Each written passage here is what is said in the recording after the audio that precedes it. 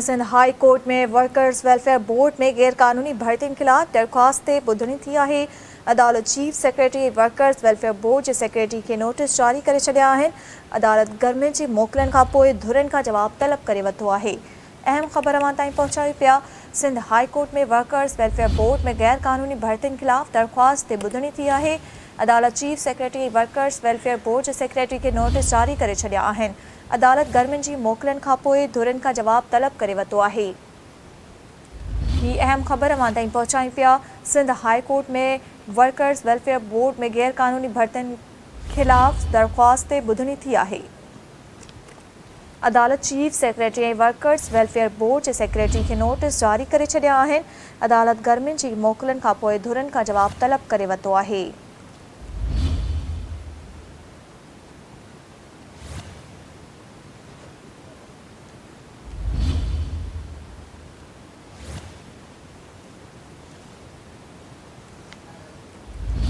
तफ़सील मालूम कंदासीं। टेलीफोन लाइन ते असांखे जॉइन कयो आहे सिंध टीवी न्यूज़ जे रिपोर्टर सिकंदर भुट्टो। जी सिकंदर भुट्टो, कहिड़ा तफ़सील आहिनि? सिंध हाई कोर्ट जी ॿ बेंच आहे जंहिंमें जेको आहे सिंध वर्कर्स वेलफेयर बोर्ड में गैर कानूनी भर्तियुनि खिलाफ़ दाख़िल दरख़्वास्त ॿुधणी थी आहे।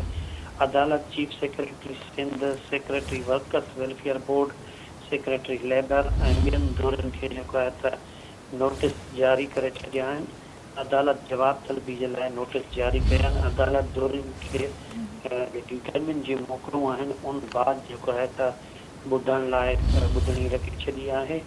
सिंध सूबे में जेके वर्कर्स वेलफेयर बोर्ड जा 1 खां 5 ग्रेड जा नौकरियूं आहिनि उन्हनि में गैर कानूनी भर्तियूं कयूं वियूं। दरख़्वास्त गुज़ार जो अदालत में अहिड़ो चवणु हो। दरख़्वास्त गुज़ार क़ाइमदीन अदालत खे ॿुधायो त भर्तियूं बग़ैर इश्तिहार जे हल कयूं वयूं आहिनि जेके ज़ाब्ता इख़लाक़ ऐं कानून जे ख़िलाफ़ वर्ज़ी आहे। दरख़्वास्त गुज़ार जो इहो बि चवणु हो त सुप्रीम कोर्ट EUBI केस में करार ॾेई चुकी आहे त पब्लिक सेक्टर में बराह रास्त जेके आहिनि त भर्तियूं नथियूं थी सघनि। वर्कर्स वेलफेयर बोर्ड में कुझु ॾींहंनि में जेको आहे त जेके भर्तियूं कयूं वयूं आहिनि उहे गैर कानूनी आहिनि ऐं गैर आईनी आहिनि। तंहिं करे अदालत खे इस्तदा आहे त जेके बि आर्डर थिया आहिनि इहे रद्द कया वञनि ऐं मेरिट जी बुनियाद ते इश्तिहार ॾेई करे उम्मीदवारनि जूं दरख़्वास्तूं वठी करे पोइ जेके आहिनि त अहिड़ियूं भर्तियूं कयूं वञनि। जी महिरबानी सिकंदर भुट्टो तफ़सील ॾियण लाइ।